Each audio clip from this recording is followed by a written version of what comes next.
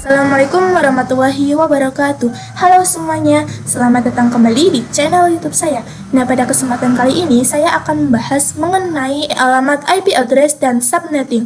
Nah, ada beberapa materi yang akan saya sampaikan. Yang pertama ada pengenalan IP address dan subnetting, yang kedua ada IP public dan private, dan yang ketiga ada classful dan classless addressing, yang keempat ada kasus subnetting 1, yang kelima ada kasus subnetting 2, yang keenam ada kasus subnetting 3, yang ketujuh ada konsep block subnet, yang kedelapan ada IPv4 delivery type, yang terakhir ada konsep switch dan router. Ya, langsung saja kita menuju ke materi yang pertama, yaitu pengenalan IP address dan subnetting. Nah, ketika suatu perangkat ingin terhubung ke perangkat lainnya, baik itu menggunakan wired ataupun wireless, tentu saja memerlukan identitas nama pada setiap perangkat. Identitas tersebutlah yang dinamakan IP address. Nah, di sini contohnya, di sini ada dua device. Jika ingin saling terhubung, maka harus memiliki nama unik atau identitas yang disebut dengan IP address ya teman-teman. Untuk IP yang tersedia saat ini terdapat dua versi, yaitu versi 4 dan versi 6. Nah, untuk versi 4 penulisannya dalam bentuk oktet, yang setiap oktet itu terdiri dari 8 bit, dan jika dijumlah maka totalnya adalah 32 bit. Misalnya ini itu 8.8.8.8, maka jika dijumlah totalnya adalah 32 bit. Untuk angka pada setiap oktetnya itu merupakan angka desimal dari 0 sampai 255. Nah, di sini terdapat contohnya, yaitu 192.168.1.1.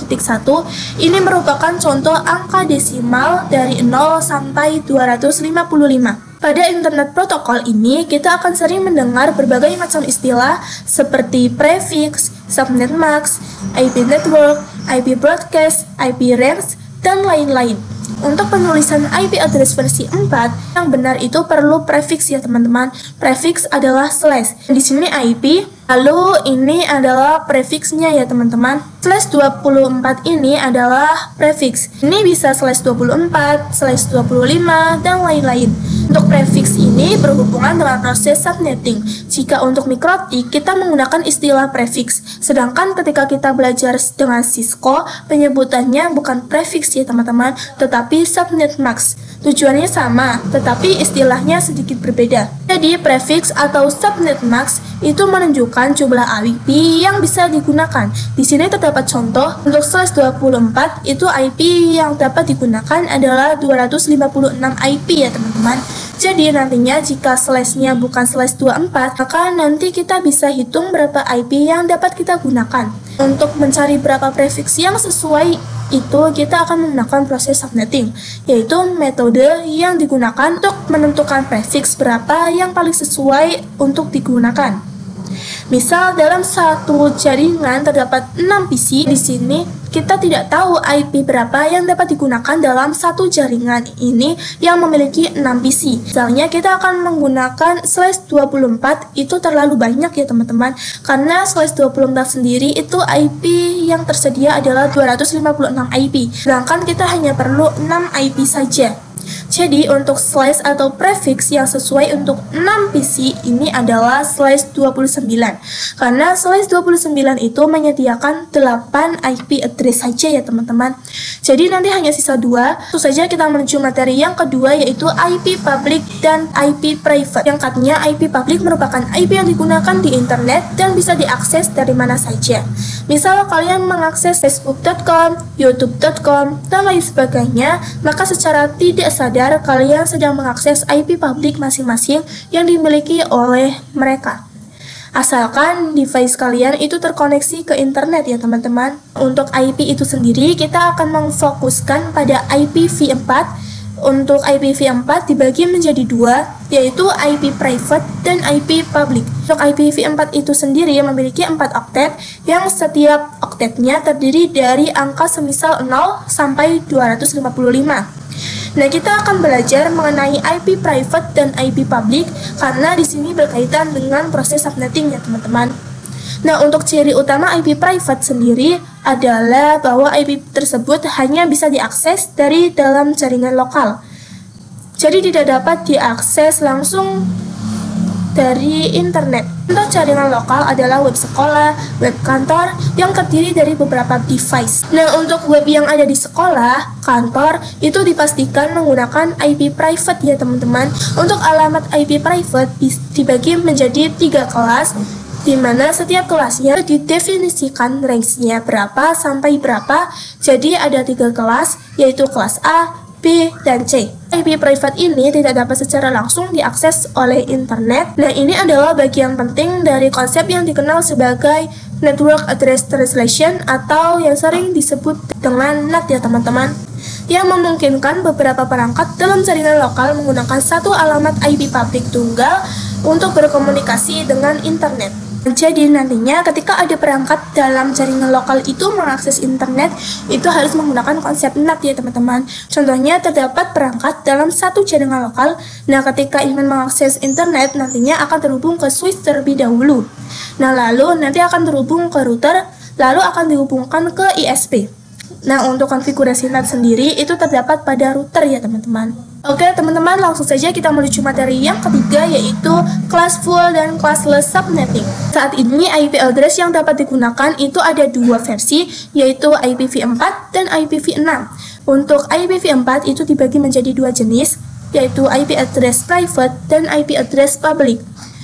Untuk IP address private dan public itu diklasifikasikan menjadi 5 kelas, yaitu kelas A, B, C, D, dan E.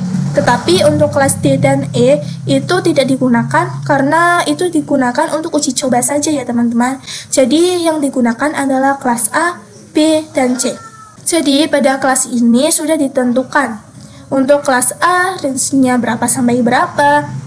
Untuk B juga sama. Misal untuk kelas B itu 128 sampai 191. Jadi untuk tabel atau kelas pada IP address private itu sama dengan tabel IP address private dan public. Tetapi ini lebih spesifik. Jadi untuk D dan E itu tidak dicantumkan ya teman-teman. Dan yang dicantumkan itu adalah kelas A, B, dan C. Dan di sini terdapat contoh, jika terdapat IP 90, maka masuknya ke dalam kelas A ya teman-teman. Untuk range-nya 0 sampai 127. Dan jika IP-nya 10.100 itu juga masuknya ke dalam kelas A. Sedangkan untuk 188 itu masuknya IP kelas B ya teman-teman. Di sini juga terdapat penamaannya yaitu CIDR. Itu sama saja dengan prefix atau subnet max. Yang fungsinya yaitu menentukan jumlah IP berapa yang dapat digunakan. Nah, untuk IP private, misal contohnya saya memiliki 200 host dalam satu jaringan, maka saya perlu memiliki 200 IP address. Prefix yang sesuai untuk digunakan dalam 200 host ini adalah jika kita menggunakan prefix /8. Prefix /8 ini IP yang bisa digunakan adalah 16 juta lebih ya teman-teman. Nah, sedangkan kita perlu 200 IP saja. Jadi untuk prefix yang sesuai itu menggunakan /24 ya teman-teman, yaitu jumlah host atau IP-nya adalah 256 host. Untuk kelas full address ini itu pengalamatan IP-nya berdasarkan kelas ya teman-teman. Sedangkan classless addressing itu pengalamatan IP-nya tidak berdasarkan kelas. Ya teman-teman, langsung saja kita menuju materi yang keempat, yaitu kasus subnetting 1. Nah, di sini kita akan mencari prefix, subnet mask, IP network, IP broadcast, dan range IP yang bisa digunakan. Nah, untuk prefix dan subnet itu tujuannya sama, tetapi jika prefix itu berbentuk CIDR atau yang menggunakan slash, misal /8, /24, dan lain-lain, tetapi jika subnet mask itu berbentuk octet ya teman-teman.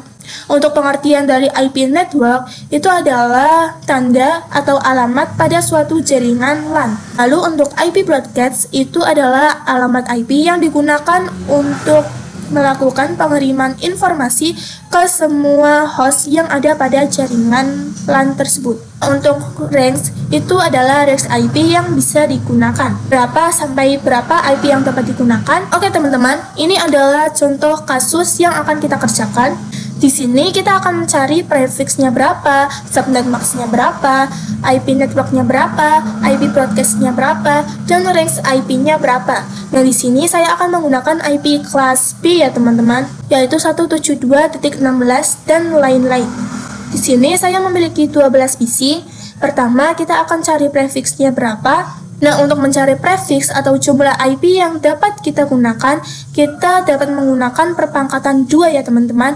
2 pangkat berapa yang mendekati jumlah host yang kita gunakan, tetapi melebihi namun tidak jauh. Nah, yang melebihi 12 tetapi tidak jauh adalah 16 ya teman-teman. Jadi, yang kita gunakan untuk mencari prefiksnya adalah 2 pangkat 4. Untuk angka 4 pada perpangkatan ini kita gunakan sebagai pengurangan untuk mencari prefiksnya. Jadi rumusnya adalah 32 dikurangi angka perpangkatan yang mendekati 12 tadi, yaitu angka 4. Jadi 32 dikurangi 4 adalah 28. Jadi prefiksnya adalah /28. Selanjutnya kita akan mencari jumlah total IP yang dapat digunakan. Saya ambil contoh IP-nya adalah kelas B, yaitu 172.16.10.x. Di sini kita akan fokus pada angka terakhirnya, lalu menggunakan prefiksnya yaitu /28. Untuk mencari total IP, rumusnya adalah kita menggunakan angka 2, lalu di sini 32 dan 28 itu kita akan jadikan perpangkatan. Jadi 2 pangkat 32 dikurangi 28 sama dengan 2 pangkat 4 ya teman-teman. Lalu 2 pangkat 4 ini hasilnya adalah 16. Lalu di sini kita akan mencari subnet max-nya. Rumusnya adalah 256. Kita menggunakan 256 karena jumlah IP address itu adalah 256. Jadi 256 dikurangi dengan total IP yang sudah kita cari tadi, yaitu 16 ya teman-teman. Jadi 256 dikurangi 16 adalah 240. Jadi di sini untuk subnet max-nya yang dapat kita hasilkan adalah 255.255.255.240. Lalu kita akan mencari IP network dan IP broadcast-nya. Nah, untuk IP network itu dapat disambungkan dengan IP broadcast. Untuk IP network itu pasti dimulai dengan angka 0. Lalu untuk 16 ini adalah jumlah IP ya teman-teman. Setelah itu 16 ditambah 16 sama dengan 32. Lalu 32 ditambah lagi dengan jumlah IP-nya adalah 16 sama dengan 48. Nah, untuk IP broadcast-nya itu hasil dari IP network dikurangi 1 ya teman-teman. Jadi 16 dikurangi 1 sama dengan 15. 32 dikurangi 1 sama dengan 31. Maaf, ini saya typo, salah ketik ya teman-teman, ini seharusnya 31. Dan 48 dikurangi 1 sama dengan 47. Di sini blok subnetnya adalah 0 dan 15 ya teman-teman. Jadi 0 dan 15 ini dinamakan blok subnet yang pertama. Lalu 16 dan 31 ini adalah blok subnet kedua. Lalu 32 dan 47 ini dinamakan blok subnet ketiga. Selanjutnya kita akan mencari range IP-nya, misalnya menggunakan blok subnet yang pertama yaitu 0 sampai 15. Jadi karena kita menggunakan IP kelas B, maka di sini 172.16.10.0 sampai 15. Tetapi di sini IP-nya tidak dapat digunakan ya teman-teman. Dan yang dapat digunakan adalah 172.16.10.1 sampai 172.16.10.14. Karena dia IP-nya itu telah dipakai atau digunakan oleh IP network dan IP broadcast. Jadi 16 dikurangi 2, ini IP network dan IP broadcast-nya, maka IP yang dapat digunakan adalah 14 IP. Oke teman-teman, langsung saja kita menuju materi yang kelima, yaitu kasus subnet yang 2. Nah, kita akan menggunakan perpangkatan 2 lagi, karena di sini memiliki 60 PC, maka kita bisa menggunakan 2 pangkat 6 ya teman-teman. Karena untuk yang mendekati 60 tetapi melebihi tidak jauh itu adalah 64. Di sini kita menggunakan 2 pangkat 6 yang hasilnya adalah 64. Nah, di sini kita akan cari prefiksnya. Jadi prefiks itu menentukan jumlah IP yang akan kita gunakan. Jadi di sini 32 itu dari bitnya, 32 bit dikurangi angka perpangkatannya yaitu 6. Jadi hasilnya 32 dikurangi 6 sama dengan 26. Jadi prefiks yang digunakan adalah /26 ya teman-teman. Untuk 60 PC. Lalu di sini kita akan mencari total IP-nya. Untuk rumusnya adalah kita menggunakan angka 2. Lalu 32 dan 26 ini itu dijadikan pengurangan pada perpangkatan. Di sini kita menggunakan tanda kurung saja. Jadi 2 pangkat 32 dikurangi 26 sama dengan 2 pangkat 6 ya teman-teman. Lalu 2 pangkat 6 ini hasilnya adalah 64. Selanjutnya kita akan mencari subnet max-nya. Rumusnya adalah 256. Ini jumlah IP address lalu dikurangi total IP-nya yaitu 64 ya teman-teman. 256 dikurangi 64 sama dengan 192.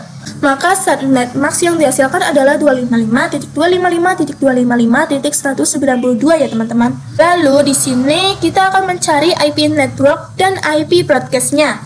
Di sini untuk IP network-nya kita mulai dengan angka 0. Lalu jumlah IP-nya adalah 64. Nah, 64 ditambah 64 sama dengan 128. Lalu 128 ditambah 64 sama dengan 192. Lalu untuk IP broadcast-nya pasti dikurangi 1 ya teman-teman. Jadi 64 dikurangi 1 sama dengan 63. Lalu 128 dikurangi 1 sama dengan 127. Lalu 192 dikurangi 1 sama dengan 191. Lalu kita cari range-nya. Untuk range IP-nya adalah karena di sini saya menggunakan kelas A, maka 10.1.1.65 sampai 10.1.1.126. Jadi IP yang dapat digunakan adalah 62 IP untuk 60 PC ya teman-teman. Dari total IP 64 dikurangi 2 untuk IP network dan IP broadcast-nya.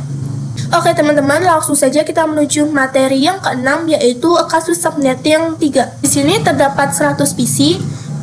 Di sini kita akan menggunakan IP kelas C yang 192.168 dan lain-lain.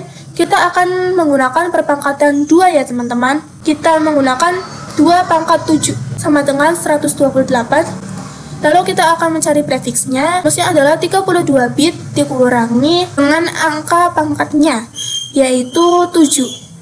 32 dikurangi 7 sama dengan 25, maka prefix yang digunakan adalah /25. Lalu kita akan mencari total IP-nya. Rumusnya kita gunakan angka 2, lalu 32 dan 25 ini kita jadikan pengurangan pada perpangkatan. Jadi 2 pangkat 32 dikurangi 25 sama dengan 2 pangkat 7. Lalu 2 pangkat 7 ini hasilnya adalah 128. Jadi total IP yang digunakan adalah 128 ya teman-teman. Lalu kita cari subnet max-nya.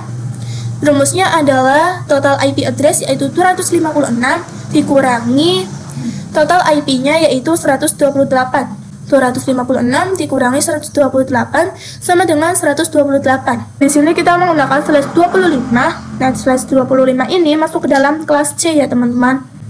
Kita bisa fokuskan pada oktet paling belakang. Jadi subnet max yang dapat dihasilkan adalah 255.255.255.128. Dan di sini bisa kita ibaratkan seperti ini.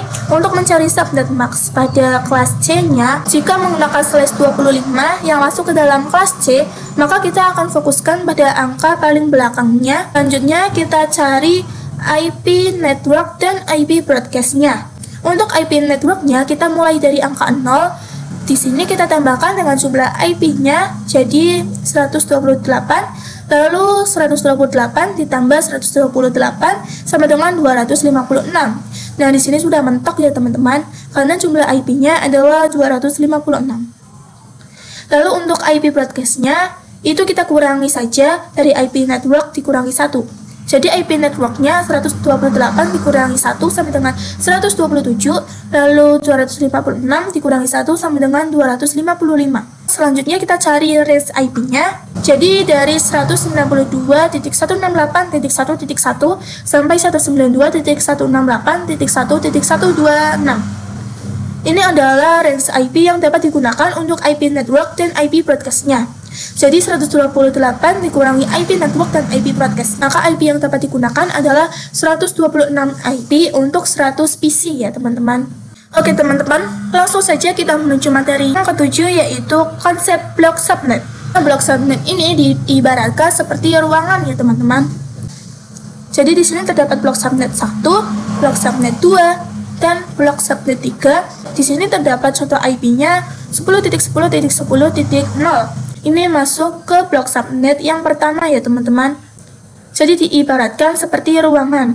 Setiap blok subnet ini memiliki by default tidak bisa saling ping komunikasi. Contohnya untuk IP network dan IP broadcast-nya ini itu memiliki blok subnet Di sini kita ibaratkan ini blok subnet pertama, lalu ini blok subnet kedua, dan ini blok subnet ketiga. Blok subnet pertama ini milik lantai 1, lalu blok subnet kedua ini milik lantai 2, dan blok subnet ketiga ini milik lantai 3. Jadi misal lantai 1 ini memiliki 6 device dan blok subnetnya menggunakan blok subnet pertama.